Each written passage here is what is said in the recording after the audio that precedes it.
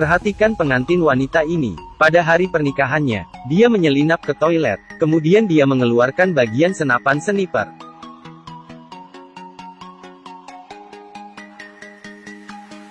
Hanya butuh 5 detik, sebuah senjata sniper berhasil dirakit. Dia menyeret kursi dan menginjak ke atas. Teleskop berhasil membidik target, tapi tembakan pertamanya gagal. Tembakan kedua mengenai pengawal lain. Dirinya yang sangat akurat, tapi tidak berhasil dalam 2 tembakan ini. Dia tidak bisa percaya pada matanya. Ternyata alasan dia membuat kesalahan. Karena targetnya adalah mantan suaminya yang telah mati selama bertahun-tahun. Saat ini, ekspresinya seperti emoji ke-6 di ponselmu. Tidak sempat untuk berpikir dan menganalisis. Dia dengan cepat membongkar pistol dan dibuang ke toilet. Setelah berdandan sedikit, dia berbalik dan berjalan anggun ke aula pernikahan. Wanita ini namanya Xiao Mei. Ketika dia berusia 4 tahun, dia melihat ayahnya dibunuh. Dia juga menjadi mesin penghasil uang untuk musuhnya, Shen, yang muncul untuk menyelamatkannya. Dia adalah bos organisasi pembunuh. Dia melihat bakat Xiao Mei yang berbeda. Dia membawa Xiao Mei ke pangkalan untuk mengajarnya keterampilan. Xiao Mei yang sudah dewasa, menjadi pembunuh teratas dalam organisasi itu. Ada kecelakaan dalam pelatihan ini. Shen sangat cemas. Dia menyelamatkan Xiao Mei dan mulai memanggilnya seperti keluarga sendiri. Tapi Xiao Mei tertawa. Ternyata dia berpura-pura. Keduanya saling memahami isi hati.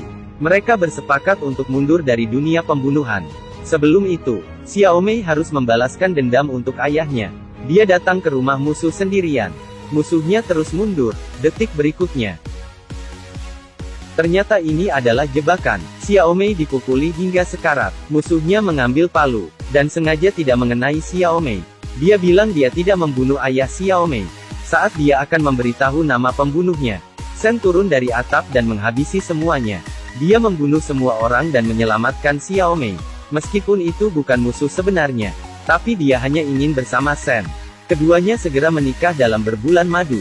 Hari ini, saudara Shen ditangkap dan dia harus pergi menyelamatkan orang. Ketika Xiao Mei tiba, Shen sudah terluka parah dan tidak terlihat seperti manusia. Ternyata pria ini telah menemukan musuh yang membunuh ayah Xiao Mei. Shen ingin membantu Xiao Mei membalaskan dendamnya, tapi dia dibunuh oleh orang lain. Dalam sekejap, kebencian lama dan baru menumpuk bersama. Xiao Mei benar-benar marah. Wanita ini memainkan permainan membunuh sendirian. Satu orang membunuh seluruh gangster, tapi dikelilingi oleh polisi. Saat dia terbangun lagi, dia dikirim ke pangkalan dinas rahasia. Para tahanan yang ditahan di sini sangat kejam. Dokter dan perawat memakai masker gas. Wanita berambut pendek adalah penanggung jawab di sini. Dia bilang, jika menyelesaikan misi, maka dia bisa mendapatkan kehidupan yang dia inginkan. Xiao Mei jelas menolaknya. Ekspresi yang keras kepala, seperti emoji ke-5 di ponselmu. Instruktur diam-diam mengeluarkan lembar tes. Xiao Mei sudah hamil. Demi anak dan demi balas dendam, Xiao Mei mulai menerima perlatihan. Tidak peduli perkelahian atau pistol, Xiao Mei selalu menjadi peringkat pertama. Instruktur sangat puas. Dalam sekejap, Xiao Mei melahirkan seorang putri. Instruktur memberikan identitas baru. Dia memulai hidup baru, dan bertemu dengan seorang pria yang baik hati. Tak peduli beli sayur atau belanja, selalu muncul tak terduga. Dia sangat lengket dengan pacarnya. Yang terpenting adalah, dia juga sangat disukai oleh putrinya. Xiao Mei terbiasa dengan kehidupan yang bahagia. Dulunya dia belum pernah merasakan kehangatan seperti ini. Pada saat bertugas, dia mempercayakan pacarnya untuk menjaga putrinya. Kemudian dengan rekannya menggunakan trik kecantikan, Xiao Mei mencuri ponsel, kemudian mentransfer data keluar dengan penjepit rambut. Tapi ketika dia kembali, musuhnya mengetahuinya. Demi menyelamatkan rekannya, Xiao Mei berpura-pura mengembalikannya. Pertarungan itu benar-benar brutal. Rekannya menyelamatkan hidupnya dengan nyawa sendiri, tapi menghadapi rekan sendiri yang terluka parah. Ketidakpedulian instruktur membuat Xiao Mei sangat kecewa. Dia menerima pria yang berhati baik, dan memberitahu kepada instruktur bahwa ia akan menikah. Tidak ada yang menyangka, instruktur menyetujui pernikahan itu tanpa berpikir panjang. Dia juga mengeluarkan uang untuk Xiao Mei, untuk mengundang banyak teman dan saudara. Tak terduga, dia mendapatkan misi saat pernikahannya. Lebih tidak terduga adalah target misi kali ini adalah Shen yang sudah lama mati. Xiao Mei menjadi curiga saat ini. Di sisi lain, Shen yang berhasil selamat sedang memantau kamera. Meskipun Xiao Mei sudah melakukan operasi wajah, Tapi dia masih merasa sangat akrab. Dan tamu wanita adalah aktor yang terkenal. Yang lebih tak terduga adalah, tamu pria itu juga aktor yang terkenal. Wanita itu melakukan operasi wajah. Tapi Shen masih mengenalinya melalui matanya. Xiaomei mengatakan dia mencintai suaminya sekarang. Tak lama setelah Shen pergi, Xiaomei menerima sebuah rekaman. Orang yang berbicara adalah suaminya saat ini. Membunuh orang pada pernikahan. Bagaimana mungkin ada yang tidak gagal?